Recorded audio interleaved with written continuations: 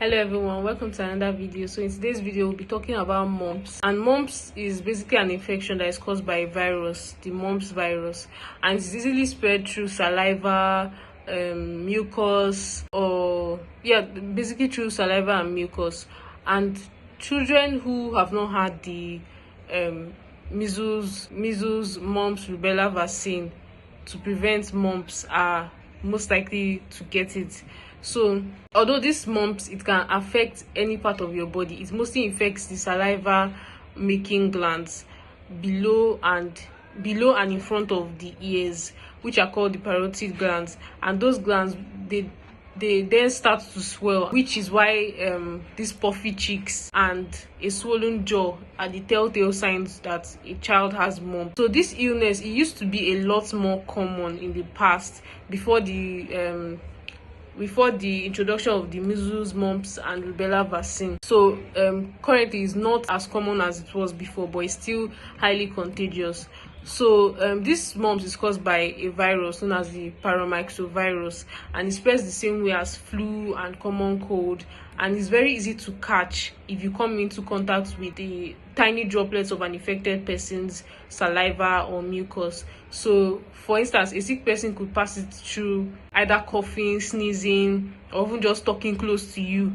And also sharing, if you are sharing items like if you are sharing items you used to drink or eat with, like cup, water bottle, fork, spoon, or maybe when you come into close contact, like for example doing sports, like when children have sports in school. So for these mumps, they have incubation period, so you won't feel sick right away when you've been infected with these mumps. It usually takes between 12 and 25 days before you notice any symptoms. So this time between when you become infected and when you start to feel sick is called the incubation period. So mumps virus, they usually last about 2 weeks. So if your child has it, they can probably return to school or daycare once they feel better, and at least like 1 week has passed since their symptoms began. So for the symptoms, the classic signs of mumps is pain and swelling in the face and the jaw. And a few days before you see this pain and swelling, you may notice other symptoms like fatigue, feeling tired for no reason, fever, headache, loss of appetite, weakness, swollen tongue, testicle pain or tenderness, ear pain, and you could also feel like you have a cold. And it's also possible to be infected with mumps virus and not have any symptoms at all. And this usually happens in about 1/3 of people with mumps. But even if you feel fine, you can still these mumps onto others, even if you are not having any symptoms at all. So some complications can happen during mumps, and whenever these complications happen, is a sign that you have to go to the emergency room. Like you have to take that child to the hospital. Like for example, if the child is having trouble breathing, trouble staying awake, or if the baby or the infant is suffering from dehydration. And the signs that okay, this baby or infant could be suffering from dehydration, for example, if a baby is crying and there are no tears when they cry, this is one sign. Or if there are no wet diapers for like up to 3 hours, this is another sign. And if it just seems like the baby looks like they are constantly looking tired or lacking energy, so all these signs can tell you that baby or this infant is dehydrated. So although mumps is more common in kids, you can also get it as an adult. And it's just best that if you've not had the mumps vaccine, it's just best to go and get the vaccine. And mumps can also occur in pregnancy. So getting mumps while you're pregnant usually doesn't harm your baby. It usually doesn't harm the baby the way rubella harms the baby.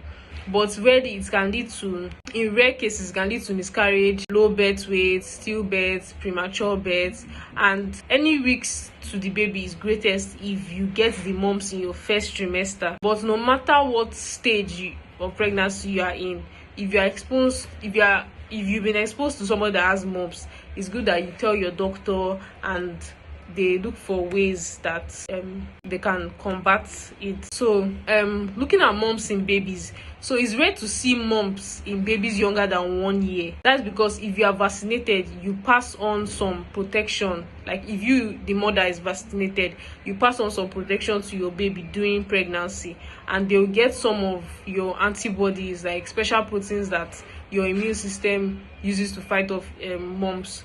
So although this only lasts about a year, and that's why your baby will be scheduled for their first mumps vaccine after 12 months. And if your baby does catch mumps, you may not know it. As many as 30% of babies who are infected with mumps, they don't usually have any symptoms. But if your baby is showing signs of not feeling well, it's good to take them to the hospital. Maybe you start seeing these signs. So for the treatment of mumps, so these mumps, antibiotics don't work for them. You have to simply let it run its course. And some general tips that can help, like applying gentle heat or ice to your swollen glands and see which one helps to ease the pain better. Then using ice packs on swollen testicles, and you could also use a cool washcloth. Then drinking lots of fluids. Avoid acidic drinks such as orange and grapefruit juice because they could be painful to swallow. Then eat soft foods. Chewing hard or sticky foods will increase any pain in your jaw. Instead, try soup or mashed potatoes, and try to rest.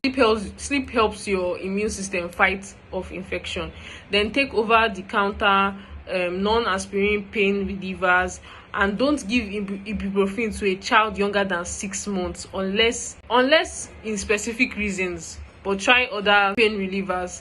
And children should never be given aspirin. Please, children should never be given aspirin because it's linked to a rare but serious brain disease known as Rare syndrome. So also, most importantly, when your child has this mumps, it's good that they stay home and keep their distance from others at least for 5 days, for at least 5 days after their salivary glands first become swollen. So complications can also occur in these mumps, and it doesn't happen often, but mumps can lead to severe health issues, and they are most likely to happen if you are not vaccinated. And complications are also more common in adults than children. So complications like arthritis, inflamed testicles, swollen ovaries, painful breast, pancreatitis, meningitis, hearing loss, encephalitis, sorry. So all these complications can happen mostly in adults that have mumps. Then when it comes to mumps prevention, the best way to protect yourself from mumps is to get the mumps vaccine. There are 2 different options. There is the MMR, mumps, measles, rubella vaccine. This can protect children and adults from measles, mumps, or rubella. Then we have the MMRV, and this vaccine is only given to children. It protects against chickenpox as well as measles, mumps, and virus. So it's recommended that children get 2 doses of measles, mumps, rubella vaccine, and they should get the first at 12 to 15 months old, and the second when they are 4 to 6 years old. And the MMRV vaccine can be given as the second shot, but you have to see your doctor to arrange all that. So there's also a question that, can your child get mumps twice? So usually if you've had mumps, you usually can't catch it again. It's the same way chickenpox works. If you've had mumps, you can't catch it again.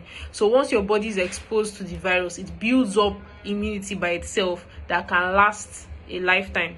So getting the recommended 2 doses of the measles, mumps, rubella virus vaccine makes you 9 times less likely to be infected with mumps. Even if you do get sick, your symptoms will usually be mild. So that is it for this video, and I hope you've gained 1 or 2 from this video, because this mumps is a highly contagious virus, and it can travel throughout your body, and it can easily be prevented with a vaccine. So while most cases these mumps, they are mild and they go away on their own, but severe complications only happen mostly in adults. I'll see you in the next video. Thank you for watching. Bye.